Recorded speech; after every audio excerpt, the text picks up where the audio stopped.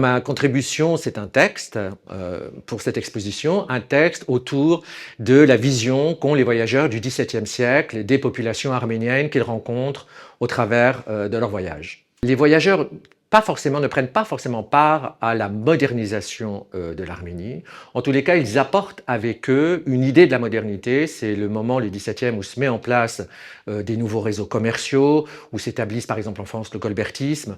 Donc tout cela va rentrer en corrélation, parfois en opposition, avec le monde arménien qui s'étend, rappelons-le, sur 3 empires à l'époque. Et notamment, par exemple, ce sont les grands marchands arméniens de la nouvelle Julfa qui ont, par exemple, le trading de la soie dans le monde entier. Donc c'est aussi pas une confrontation, mais une rencontre qui va apporter aux uns et aux autres de nouvelles visions. Alors ici, ce sont des éditions des grands voyageurs du XVIIe et du XVIIIe, Tournefort et Chardin. Ici, nous avons ici des éditions originales. Donc ce sont des textes très importants, puisque notamment aussi bien pour Chardin que pour Tournefort, ce sont, j'oserais presque dire, des écrits qui sont iconiques des voyageurs de cette époque, notamment Jean-Baptiste Chardin, et qui apportent aussi un regard, en ce qui concerne Chardin, un regard sur l'autre vraiment, peut-être plus que les autres. Chardin va poser un vrai regard sur l'arménien en tant qu'autre, autour de l'altérité. Je ne veux pas faire de raccourcis sur plusieurs siècles, mais il est clair qu'entre les XVIIe et les XVIIIe,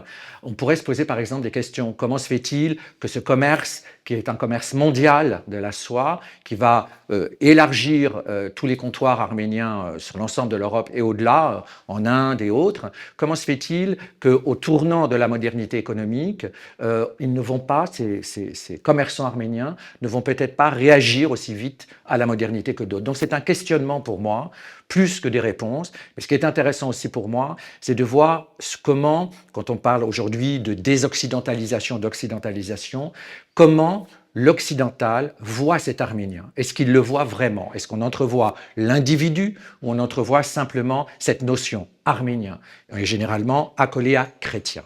Mais est-ce que l'individu arménien est véritablement perçu? C'est la question que vous viendrez découvrir dans cette exposition de ce très très beau catalogue. Ce sont des objets qui sont issus de collections privées.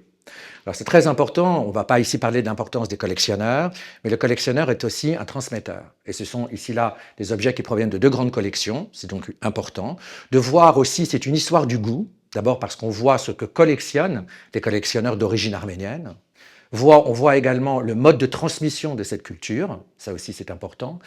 L'intérêt, c'est aujourd'hui, par exemple, dans un temps où l'Arménie traverse des remous, des problèmes, dus évidemment aussi à ce qui s'est passé dans les années 2020, il est important de voir que la culture est aujourd'hui une fenêtre très importante. J'oserais presque dire une fenêtre de puissance, comme on pourrait l'entendre pour des termes plus classiques, démographie, puissance militaire, etc. La culture, aujourd'hui, ce n'est pas simplement que du prestige pour du prestige, c'est aussi un outil extrêmement important, aussi bien pour la diaspora que pour le pays lui-même.